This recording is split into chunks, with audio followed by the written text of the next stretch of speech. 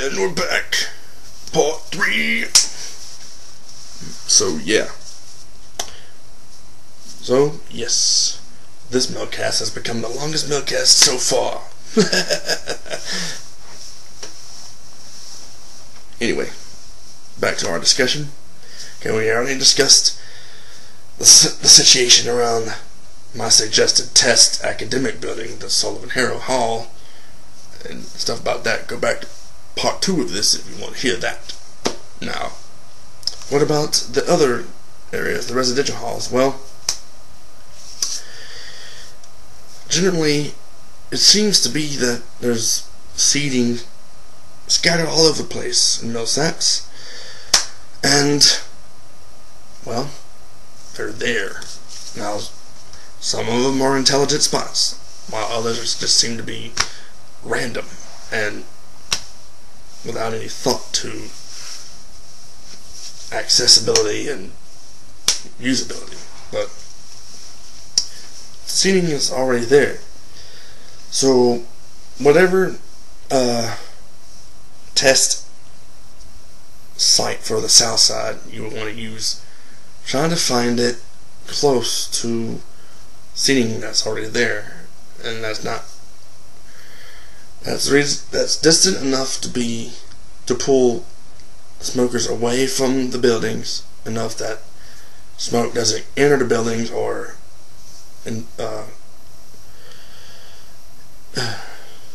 the path of traffic,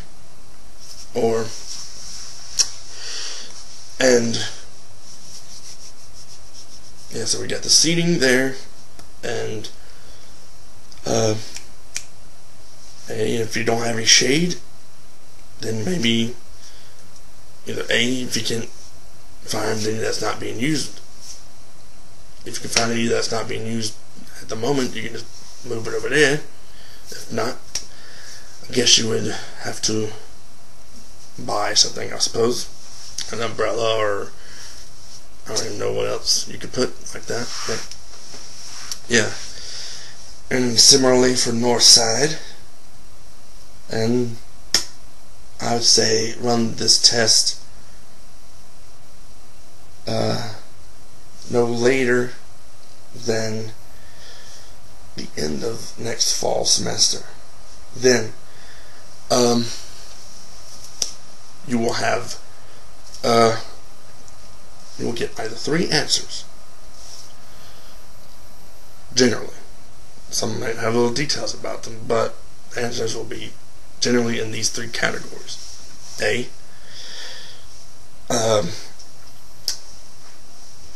these smoking areas are doing wonderful. B, I hate these things. Why should I? Blah blah blah blah. Or these smoking areas are stupid. B. 3, I like the idea, but I think it's better that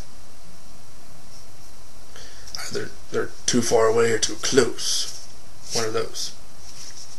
So yeah, you got those 3 categories of answers, and depending on those 3 categories and the level of response that those garner, then you will know immediately, should know immediately, how to change if necessary, and how to act when putting more around.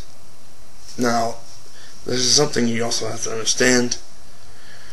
This cannot and will not be set in stone, because not all the students that are here now are obviously not going to be here forever. So some students go, and new students come in. Opinions are going to obviously change. So do not go looking for a one-time permanent solution. You can start the framework and start the first round of public smoking zones, or whatever you want to call them, and then keep track as long as you can while this exec board or members from this one go on to the next one, as long as you can keep track of how well they are doing and keep heed to student input about these. That way the next administration can look at this record, compare it to the need now, and that according to that issue, and move those zones if necessary. So when we get to the legislation part of writing the legislation part of this, we can say put zones here, here, and here, but make sure that it doesn't say once these three are here, or however many we put is here, they cannot be moved. So, I mean, that seems kind of obvious, but sometimes when we get in a discussion of things and get all riled up, sometimes the most obvious things slip our minds. It happens to me all the time. So yeah, that's my suggested way of doing this. Again, do not believe that there's more bureaucratic steps that have to be taken. We're already at the point where it's up to us now. In most part, it's up to us. So you may not know what to do. Okay, hey, not everyone knows all the answers. So try not, and do not use the excuse of bureaucracy to buy you more time. Students hate that, because they know, or at least they have an inkling, that you are just buying yourself more time. And that's where students get less and less trustworthy of the SBA, student government. So yeah. Alright, issue number 2. This is probably going to go on forever.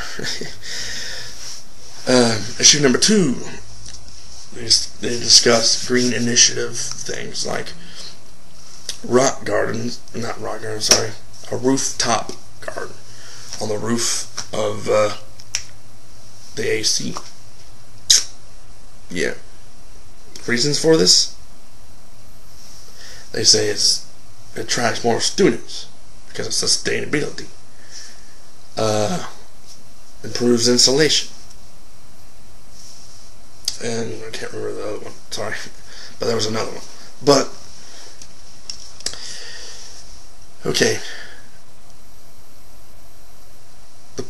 Here's another problem that we tend to have. Doing something because it's green, or it's pro-green, however you want to call it, doesn't mean that we have to do it.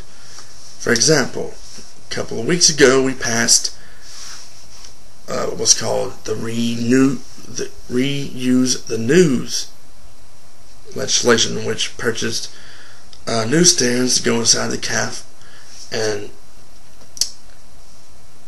basically get the students to, instead of taking one copy and then keeping it for themselves or throwing it away or whatever, they take one and then once they're done, put it into the other stand for other people to use. Save school money, and since we don't use as much paper, good for the environment. And so, when we were discussing this issue, it was clearly stated that this is green. Don't worry about the costs or the effects. We are going in the right step because it's green. Well, I tried to argue against that, but obviously my arguments and some of others failed. So anyway, just because it's green doesn't mean it's good. With that said, the rooftop garden is not a viable program to be pursuing.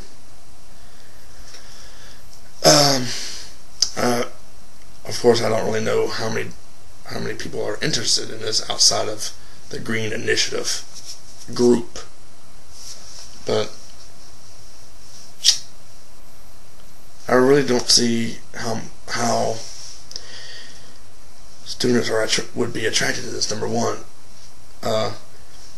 it's on the roof, so no one except for people on the roof will be able to see it, as far as I know, unless you have like palm trees growing out of the thing, which will be careless and stupid. So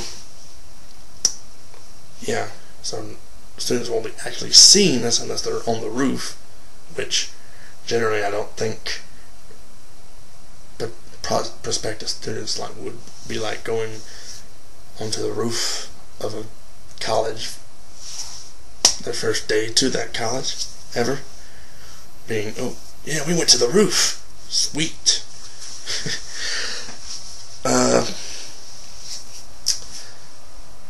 Yeah, actually that was the only reason.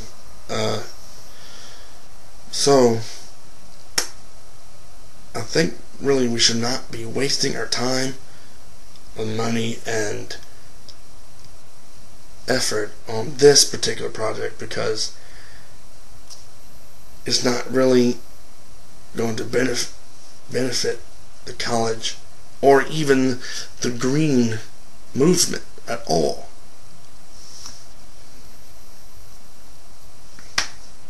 Yeah. Alright. Issue number 3 was the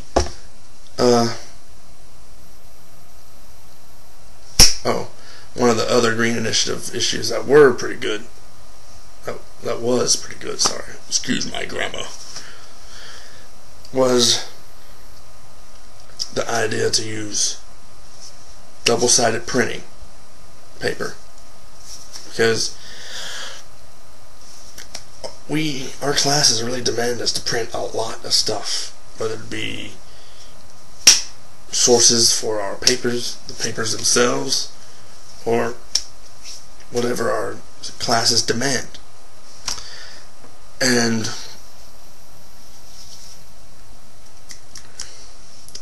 we use a lot of paper. That's really wasteful as far as the environment and money goes. So when you're trying to figure out a way to get double-sided printing, so for every 2 pages of material, you print 1 page of paper. Paper use goes down by a half automatically, and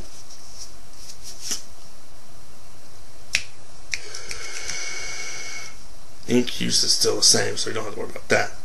So basically cut our waste in half as far as paper goes. That's good. That's actually a strong program for us to have, and it's green. But I'm not promoting this because it's green. I'm promoting this because it's a smart idea to do, and that just happens to be green. So yeah, double-sided printing, good for the college, good for the environment, good for the brain. Okay. I guess we're on the 4th issue, which is the cafeteria dining situation, which I will discuss, unfortunately, I guess, depending on if you like long videos or not, in part 4, which will be floating around here somewhere. Hey, do you want one video? Tell YouTube to stop limiting my time. Seriously though, generally I will not have videos this long, but I just have a lot of stuff to talk about because we have to catch up on stuff we missed, and the forum was really an important thing, and I don't want to skip over some issue because of time limits. So stay tuned to part 4 in the next 2 seconds.